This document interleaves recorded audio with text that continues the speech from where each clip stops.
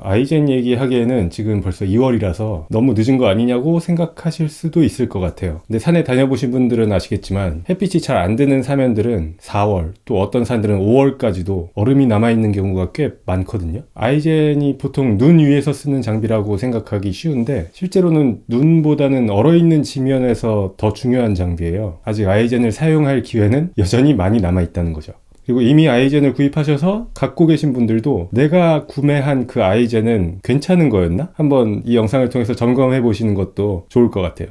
제가 이 영상을 만들게 된 계기는 되게 단순해요. 얼마 전에 지인 하나가 저한테 아이젠 살려면 어떤 거 사야 되냐 그렇게 물어봤거든요. 그래서 제가 지금 사용하고 있는 아이젠들이랑 또 최근에 괜찮다는 평을 들은 아이젠 하나 이렇게 추천을 해줬어요. 제가 직접 사용해 본 적이 없는 아이젠을 고르더라고요. 그 순간에 아차 싶었어요. 왜냐면 내가 너무 가볍게 추천한 거 아닌가? 사실 저도 아이젠에 대해서 막 그렇게 깊게 알고 있던 건 아니었거든요. 제가 사용하고 있는 것들도 그냥 인터넷 상에서 누가 이거 괜찮다더라 해가지고 저도 그냥 무지성으로 구매한 것들이었거든요. 그래서 내가 지인한테 추천한 그 제품들이 괜찮은 거였는지, 그리고 내가 지금 쓰고 있는 것들은 잘 산 건가? 그게 궁금해서 한번 제대로 공부해보고 싶어졌어요. 근데 이번에 아이젠에 대해서 자료조사를 하면서 좀 놀랐어요. 인터넷상에 아이젠에 관한 정보가 진짜 굉장히 많은데 그중에는 출처가 명확하지 않거나 아니면 서로 다른 이야기를 하는 경우도 굉장히 많더라고요. 그리고 아이젠들의 스펙을 하나하나 살펴보다 보니까 가격대에 비해서 소재나 뭐 구조 같은 것들이 좀 좋게 말해서 심플한 제품들이 엄청 많더라고요. 게다가 일부 온라인 공간에서는 이게 실제 사용 경험인지 아니면 단순한 특정 제품 추천 글인지 구분이 쉽지 않은 그런 경우가 굉장히 반복적으로 많이 있더라고요. 그래서 오늘 이 영상에서는 제가 자료 조사를 하면서 공부한 내용을 바탕으로 어떤 특정 제품을 추천드리기보다는 아이젠을 고를 때 최소한 어떤 기준을 가지고 선택하면 좋을지에 대해서 정리해봤습니다. 이 영상은 전문적인 리뷰라기보다는 한 명의 소비자가 필수 안전 장비를 이해하려고 파고든 어떤 기록에 가깝다는 점, 그렇게 생각하고 봐주시면 좋을 것 같아요. 본격적으로 시작하기 전에 한 가지 짚고 넘어갈게요. 일단 아이젠. 아이젠이라는 건 영어로는 크램폰, 독일어로는 슈타이크 아이젠. 설산을 등반할 때 사용하던 장비죠. 히말라야의 여러 산들을 등반하셨던 어떤 유명 등반가 분께서 자신이 실제 사용하던 크램폰을 저한테 빌려주신 적이 있었거든요. 근데 그거는 진짜 크고 무겁고 또 착용 방법도 잘 모르겠더라고요. 복잡해서. 근데 이렇게 크고 무겁고 복잡한 장비를 한국의 스노우라인이라는 업체가 일반 등산객들도 쉽게 사용할 수 있게 개선해서 체인형 아이젠 이라는 형태를 만들었고, 그게 우리가 현재 가장 흔히 쓰고 있는 그 아이젠의 형태이거든요. 그래서 오늘 영상에서 다루는 아이젠이라는 거는 이 체인형 아이젠을 뜻한다는 걸 미리 말씀드릴게요. 일단 제가 아이젠에 대해서 자료조사를 하면서 좋은 아이젠은 이렇게 구분하면 되겠다라고 정리한 기준은 크게 4가지가 있어요. 일단 첫 번째로 소재, 그리고 피크 개수, 밴드, 그리고 아일렛. 일단 소재부터. 아이젠은 습기에 직접적으로 노출되는 장비잖아요. 그래서 대부분 스테인리스 스틸 재질을 많이 사용하더라고요. 그런데 스테인리스 스틸도 굉장히 종류가 많거든요. 제가 시장 조사를 해본 바로는 아이젠에 가장 흔하게 쓰이는 스테인리스 스틸이 크게 3가지가 있는데 204, 304 그리고 420J2 이 3가지였거든요. 먼저 스테인리스 304, 이거는 식기나 아니면 조리도구에 가장 표준적으로 쓰이고 있는 그런 스테인리스 스틸 소재죠. 부식에도 강하고 또 위생적이에요. 성형 난이도가 낮아서 뭐 단가가 그렇게 높지도 않고 대신에 성형이 쉬운 만큼 아주 높은 경도를 기대하기는 어려워요. 그리고 204. 204는 304보다도 더 저렴한 스테인리스 스틸 소재예요. 성형도 더 쉽고 가격도 더 저렴한 대신에 그만큼 잘 휘어지거나 파손될 가능성이 훨씬 높아요. 그래서 등산용 아이젠 소재로서는 저는 개인적으로는 좀 적합하지 않지 않나라고 생각을 했습니다. 반면에 420J2는 경도가 굉장히 높은 스테인리스 스틸 소재예요. 304나 204와는 다르게 이거는 열 처리를 더 할 수 있어서 한 차원 더 높은 경도를 가질 수도 있어요. 그리고 강한 충격에 견디고 내구성도 좋아야 하는 산업용 소재로도 굉장히 많이 사용되고 있거든요. 경도가 높다 보니까 그만큼 더 얇게 제작할 수도 있고, 그건 곧 무게 감소죠. 더 가볍게 만들 수 있어요. 그래서 산행용 아이젠이라는 그 목적을 생각했을 때는 이 3가지 중에서는 420J2가 가장 적합한 소재가 아닌가라고 생각할 수 있을 것 같아요. 근데 대신에 단점이 좀 있어요. 이 3가지 소재들 중에서는 비교적 부식에 약한 편이기 때문에 사용한 다음에 관리가 좀 필요해요. 잘 말려주거나 닦거나. 그래도 이게 겨울철 필수적인 안전 장비라는 점을 감안하면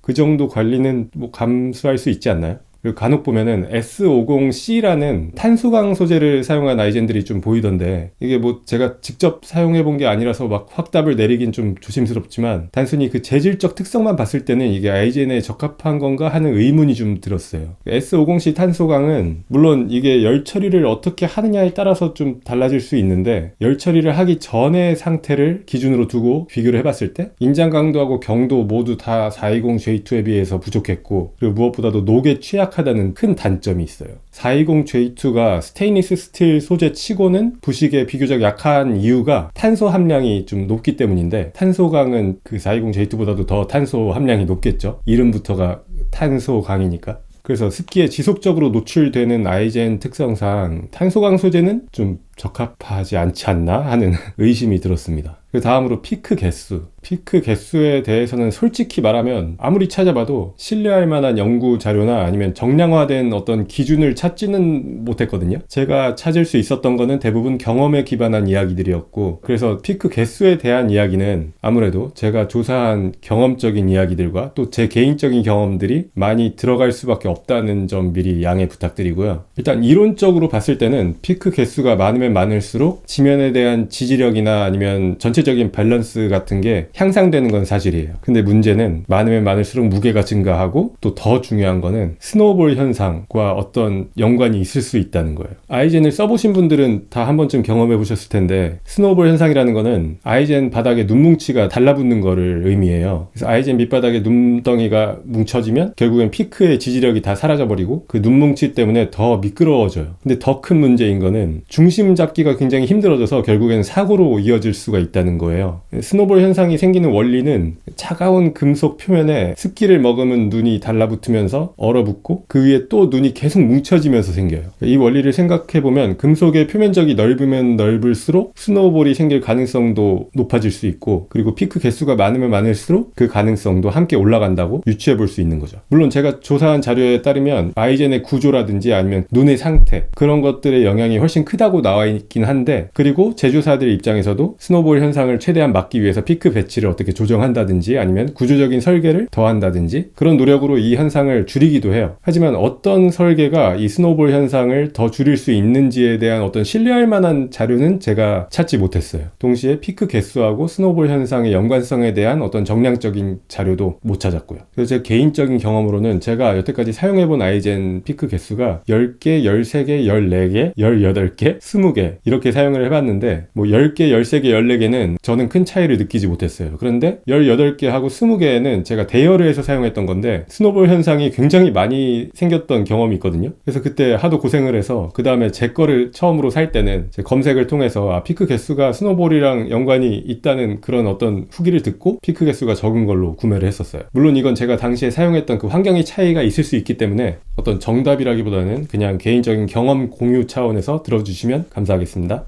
일반적으로 등산 유튜버분들이나 아니면은 등산 커뮤니티에 많이 추천되는 그런 피크 개수를 종합해보면 대략 10개에서 16개 사이가 적당하다고 볼 수 있었습니다. 그리고 밴드. 밴드에 대해서는 제가 조사하면서 좀 아쉬운 점이 있었어요. 제품들의 상세 페이지를 보면 엘라스토머, 엘라스틱 밴드, 탄력 밴드 그런 식으로 정확한 소재를 명시하지는 않고 뭉뚱그려서 표기한 경우가 대부분이었어요. 엘라스토머라는 거는 고무처럼 탄력이 있는 고분자 재료를 총칭하는 거고, 그 엘라스틱 밴드나 아니면 탄력 밴드 같은 경우에는 그냥 그런 탄력이 있는 밴드다 라는 뜻인 거죠. 정확한 소재를 표기한 제품은 거의 못 봤는데, 스노우라인 제품들을 보면 TPR이라고 표기가 돼 있거든요. 이게 열 가소성 고무라는 뜻인데, 스노우라인을 포함해서 상당히 많은 브랜드들의 아이젠들이 이 밴드 소재가 영하 60도에서도 탄성을 유지한다라고 홍보를 하고 있었거든요. 사실 국내 아이젠의 대부분이 스노우라인 아니면 또 다른 회사에서 거의 2개의 업체에서 공장을 갖고 다 생산을 하고 있어요. 그렇기 때문에 같은 공장이 아닌가라는 의심이 들긴 하는데 정확하진 않습니다. 제가 검색해본 그 아이젠 밴드로 사용되는 소재 중에서 인장 강도나 내마모성이 좋으면서 영하 60도에서도 견딜 수 있는 소재는 제가 찾지를 못했어요. 일반적으로 알려진 TPR 소재의 내한 온도는 영하 한 30-40도 정도인데, 아마 그 스노우라인이나 그런 브랜드들은 TPR 소재의 배합을 어떻게 노하우를 가지고 다르게 한 건지 그 자세한 거는 솔직히 제가 모르겠습니다. 근데 뭐 국내에서 산행을 하다 보면 영하 60도를 마주칠 일은 거의 없잖아요. 문제가 없을 것 같긴 해요. 그리고 제가 후기들 위주로 검색해본 결과로는 다른 국가에서 생산된 아이젠들보다 한국에서 생산된 아이젠들의 밴드 성능이, 내구성이 상대적으로 좋다는 그런 평들이 굉장히 많더라고요. 국내 해외 다 통틀어서. 근데 다만 이런 후기들은 어떻게 정량화할 수 있는 게 아니니까 이 밴드에 관한 거는 이 정도까지만 말씀드릴 수 있을 것 같아요. 그리고 아일렛, 체인형 아이젠을 자세히 살펴보시면 탄력이 있는 밴드에 구멍을 뚫어서 거기에 체인을 연결한 형태거든요. 아이젠을 사용해보시면 아시겠지만 이 부분에 가해지는 힘이 상당히 클 수밖에 없어요. 밴드와 체인의 접합부가 찢어져서 아이젠을 못 쓰게 되는 경우가 굉장히 쉽게 발생할 수 있는 구조거든요. 스노우라인 제품들을 보면 일부 고급형 모델에서는 이 구멍에 금속 아일렛을 박아 넣어서 내구성을 강화한 걸 알 수 있어요. 다른 브랜드에선 이런 아일렛을 사용한 거를 저는 찾질 못했고요. 사실 제가 지금 갖고 있는 아이젠 모델들도 전부 다 이 금속 아일렛은 없거든요. 다행히 저는 아직까지 이 부분이 찢어진 적은 한 번도 없었는데 만약에 있으면 좀 더 안심이 될 것 같아요.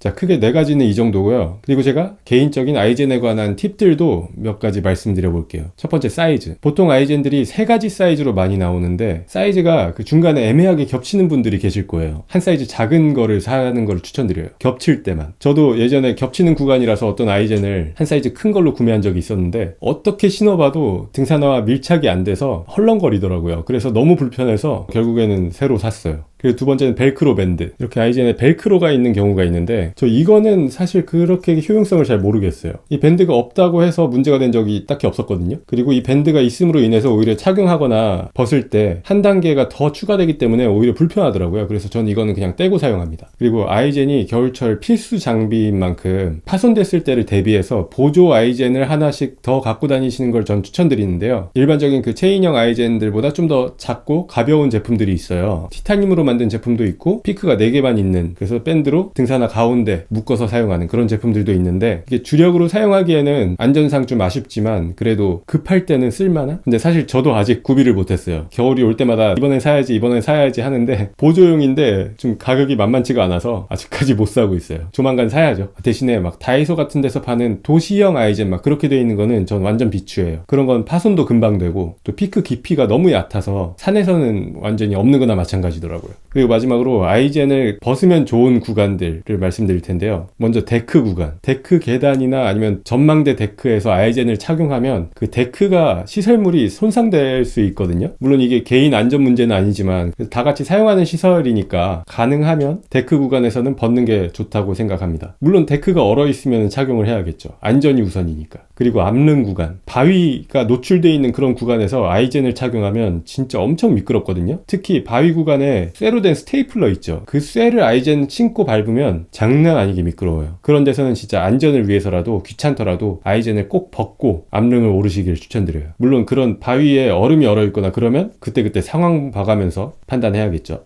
그리고 진짜 마지막으로 이거는 아이젠을 벗어야 될 필요는 없는데 낙엽 위에 눈이 쌓여있는 데는 진짜 조심하세요. 거기 엄청 미끄럽거든요. 눈이 쌓여있는데 밑에 낙엽이 있는지 어떻게 하냐고요? 한번 미끄러져 보시면 그리고 이거 진짜 정말 중요한 거, 백패킹 하시는 분들은 텐트 치기 전에 꼭 아이젠 벗으세요. 진짜 꼭이요. 텐트 찢어지는 거 한순간입니다. 네, 그러면 지금까지 제가 말씀드린 그 기준들을 가지고 제가 지금 사용하고 있는 아이젠들은 어떤지, 이게 좋은 건지, 그리고 제가 지인한테 추천해줘서 지인이 구매한 그 아이젠은 또 괜찮은 건지 한번 가볍게 살펴보겠습니다. 어떤 제품 추천이 아니고요. 저도 사실 이게 좋은지 안 좋은지 모르는 상태에서 다 구매한 거거든요. 그러니까 참고만 해주세요. 일단 이거는 스노우라인의 체인젠 워크. 참고로 체인젠이란 이름은 스노우라인만 사용할 수 있어요. 상표 등록이 되어 있거든요. 피크 개수가 10개짜리고 가격대는 2만원대 초반으로 형성되어 있고요. 그냥 이런 파우치에 옵니다. 소재를 보면 소재가 정확하게 안 나와 있는데 304 그리고 204 이렇게 돼 있거든요. 제가 추측하기로는 여기 피크는 304를 사용하고 이 체인 부분은 204를 사용했던 것 같아요. 아까 제가 말씀드리기로 204가 굉장히 약하다고 그랬잖아요. 다른 거에 비해서. 실제로 이 아이젠은 체인 부분만 몇 번 끊어져서 제가 자가 수리해서 계속 사용했던 거예요. 그리고 아일렛은 따로 없고 이 밴드는 다른 아이젠들에 비해서 상당히 두꺼워요. 거의 2배 이상 두껍거든요. 그래서 심적으로는 굉장히 이게 내구성이 좋을 것처럼 생겼어요. 근데 그만큼 무겁기도 하고.